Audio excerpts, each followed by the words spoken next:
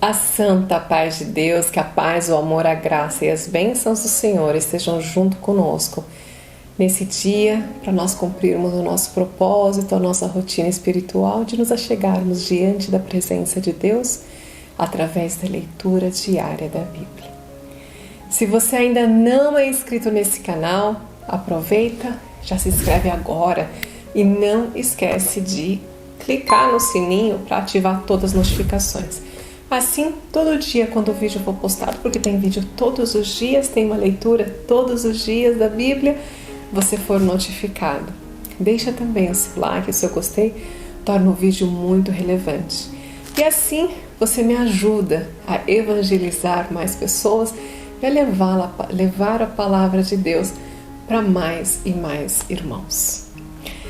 Hoje, com a ajuda de Deus e a guia do Espírito Santo, nós vamos fazer a leitura do livro de Números, capítulo 27.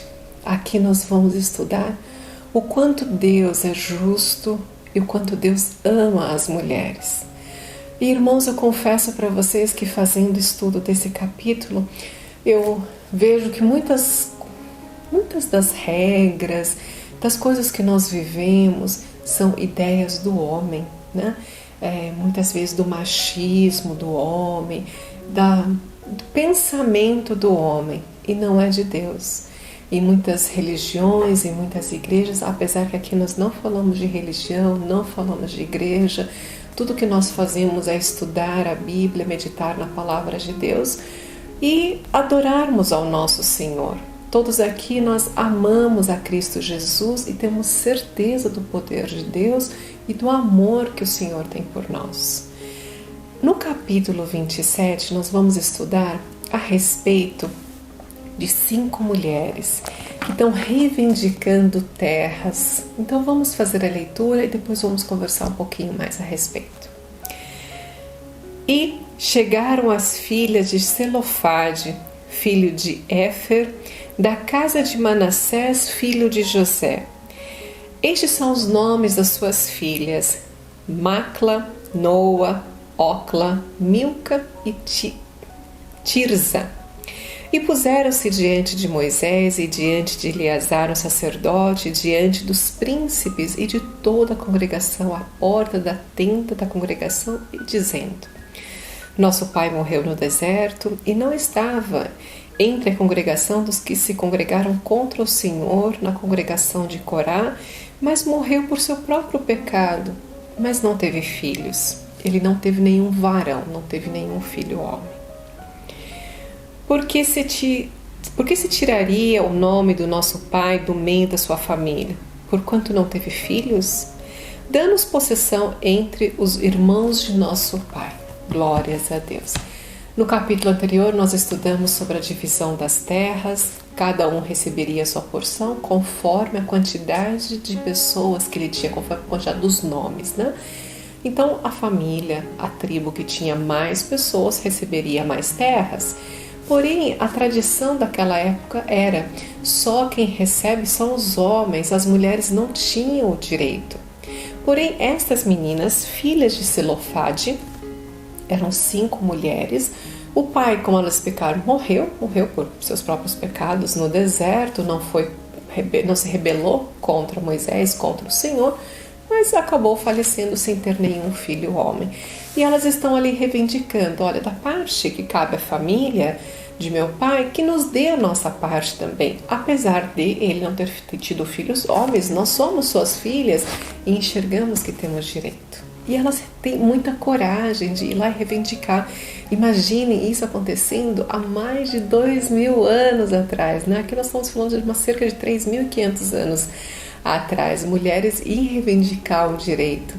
Então Moisés, ele recebe essa reclamação, que na verdade não estão reclamando, né? Elas estão indo lá fazer um pedido a ele. E ele leva esse clamor dessas meninas para o Senhor.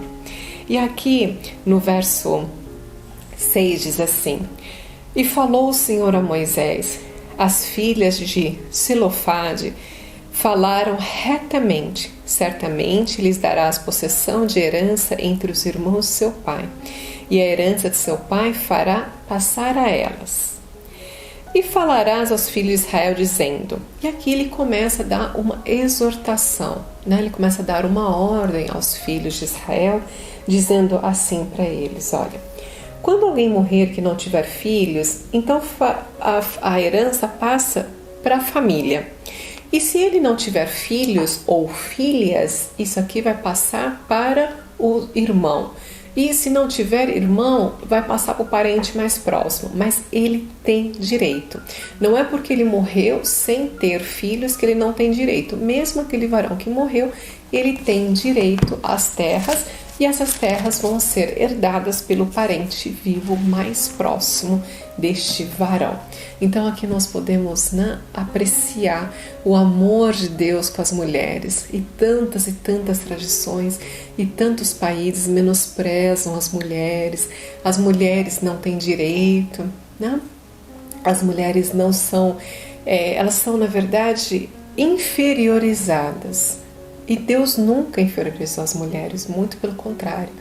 Quando o Senhor tirou uma parte de Adão e fez a mulher, ele diz que ele fez a mulher para estar lado a lado com ele, para ser a sua companheira. Deus nunca colocou a mulher acima ou abaixo do homem, mas ela estava lado a lado para ser companheira do homem. Deus ama a alma da mulher. Prova que Deus ama a mulher, que a mulher ela é aquela que gera o filho, né? Ela é aquela que acrescenta, que faz aumentar a descendência. Ele promete a grande descendência a Abraão, né? A Isaac, a Jacó, mas são as suas mulheres que frutificaram essa família. Deus ama as mulheres, né? Aqui é uma prova disso. Qualquer coisa que a gente veja ao contrário disso, saibamos que não vem de Deus, mas vem do coração pecador do homem. Glórias a Deus, aleluia. A partir do verso 12 nós vamos ver o Senhor falar com Moisés e anunciar a ele que ele não vai chegar na terra prometida, que ele pecou contra o Senhor e por isso ele não atravessa o Rio Jordão e não ganha, não recebe em possessão as terras que o Senhor prometeu aos filhos. Então diz assim: depois disse o Senhor a Moisés, sobe a este monte de Arabim e vê a terra que tenho dado aos filhos de Israel. E havendo visto, então serás recolhido ao teu povo, assim como foi teu irmão Araão. Então o Senhor anuncia para ele que ele não vai pisar nessas terras, mas vai lá e avista, né? Ele não morre agora, nós vamos ler outros capítulos, mas o Senhor já anunciou para Moisés, já preparou ele, que ele não vai estar recebendo essa terra e justifica porque no verso 14. Porque rebeldes fostes no deserto de Zim, na contenda da congregação, a meu mandado de santificar nas águas diante dos seus olhos. Estas são as águas de Meribá, de Cades, no deserto de Zim. Então o Senhor lembra ele, você foi rebelde. Quando Moisés vai, tira a água da rocha, ele bate, não sai água, ele bate de novo, né, e ordena que saia. Mas ali, qual era a ordem, né? O que ele deveria ter feito? Em nome do Senhor, né? Em nome de nosso Deus, Pai Todo-Poderoso, aquele que nos sustenta, que nos provê, o que nos guarda, o Senhor, o nosso Deus.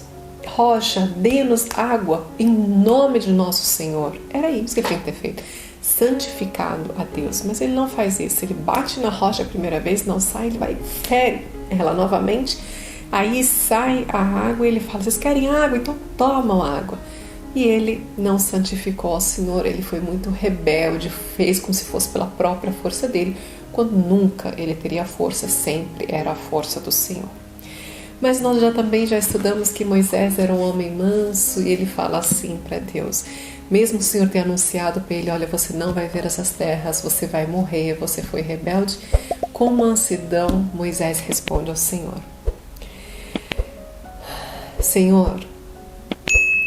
Senhor meu Deus, Deus dos espíritos de toda a carne, ponha um homem sobre esta congregação, que saia de diante deles e que entre diante deles, e o que faça sair e os que faça entrar. para que a congregação do Senhor não seja como ovelhas que não têm pastor. Olha que lindo! Mesmo recebendo uma repreensão e já sendo julgado, ele fala: Deus, então por favor, coloca o homem à frente desse povo, para que eles não sejam como ovelhas sem um pastor, um que vá adiante deles, que entre junto com eles. Glórias a Deus! E assim nós chegamos no segundo subtítulo, que é Josué designado para sucessor de Moisés. No verso 18, o Senhor fala para Moisés: então, toma para ti Josué, filho de Num, homem em quem há o Espírito, e põe a tua mão sobre ele. E põe sobre ele a tua glória, para que obedeça a toda a congregação dos filhos de Israel. E apresenta ele ao sacerdote Eleazar, para que ele tenha toda a explicação de como usar o Turim, o Urim, né? De como usar o Urim. Urim é aquela pedra que o sumo sacerdote também usa, né? Para ter o direcionamento de Deus. Então ensina ele como ele vai receber o direcionamento do Senhor. E fez assim Moisés, conforme o Senhor lhe ordenara, porque tomou Josué e apresentou perante Eleazar, o sacerdote, e perante toda a congregação. No último verso diz assim: e sobre ele pôs as suas mãos, fez a imposição de mãos, ele deu mandamentos como o Senhor ordenara pela mão de Moisés. Amém, glórias a Deus, aleluia. Tão lindo, irmãos. Eu fico analisando essas palavras e vejo o quão nós somos pequenos espiritualmente, o quanto nós somos atrasados. Imagine o que é você receber uma sentença de morte e você docemente falar ao Senhor: Senhor, então me dê essa graça, né? Coloca um sucessor. Nós não, muito egoístas, nós que somos, muito donos de si que nós somos, nós já iríamos retrucar, né? E ele não, de uma forma tão mansa, ele aceita o julgamento dele e implora para o Senhor mais uma vez por aquele povo, né? Tantas vezes rebelde, de dura cerviz, né? Um povo difícil de lidar, mas tanto amor que Moisés tem dentro de si, obediência ao Senhor, que ele pede um sucessor e o Senhor imediatamente lhe dá. E assim, né, Moisés é substituído por Josué, que já era aquele homem que andava junto com ele, que servia com ele, né, que acreditou, creu na palavra do Senhor, no poder do Senhor, quando foi ver as terras prometidas e voltou falando: é maravilhosa, o que o Senhor tem para nós é maravilhoso. Vamos orar e agradecer a Deus por todas as maravilhas que o Senhor tem nos dado e pela leitura de hoje que nós fizemos, tão agradável, cheia de ensinamentos, onde o Senhor nos mostra o amor pelas mulheres e a obediência e a mansidão de Moisés. Glórias a Deus, aleluia.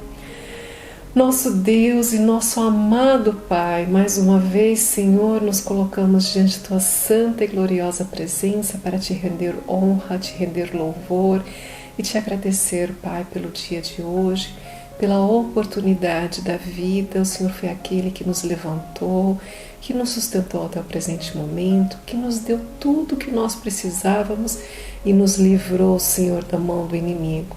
Nós não sabemos, Pai, por quantos livramentos nós passamos no dia de hoje e toda a nossa vida até este momento, mas por todos nós queremos Te agradecer e Te louvar, Senhor. Muito obrigada, Senhor, por tudo que tem nos dado, pelo Seu cuidado conosco, com a nossa família, com nossos amigos e com todos os nossos também, Senhor. Queremos Te pedir a Tua misericórdia, a Tua graça, que o Senhor não olhe os nossos muitos erros, mas perdoe os nossos pecados. Venha ao nosso encontro, Senhor, Tu bem conheces a nossa necessidade e sabe, Senhor, qual é o desejo do nosso coração, qual é a nossa necessidade, que o Senhor possa nos entregar a vitória nas nossas mãos. Pai, pelo Teu amor, quero Te pedir uma bênção muito especial a cada irmão, a cada irmã que está assistindo esse vídeo, que ficou até esse momento, Senhor, que o Senhor possa ir com eles, que o Senhor possa abençoá-los grandemente, que o Senhor, Pai, a todos nós nos dê capacitação para entender a Tua palavra, Senhor, e nos fortificar na Tua fé. Senhor, somos pequeninos, fraquinhos, mas temos grande amor por Ti, pelo Teu Filho amado, nosso Rei, Senhor Jesus Cristo, que tudo que Te pedimos e Te agradecemos sempre em nome de honra e mérito do Teu Filho amado, que vive e reina para todos sempre. Amém. Glórias a Deus. Aleluia. Por tudo, Deus seja louvado. Muito obrigada pela tua companhia. Deus te abençoe grandemente. Eu te espero amanhã para mais uma leitura diária da Bíblia. Um grande beijo. Tchau, tchau.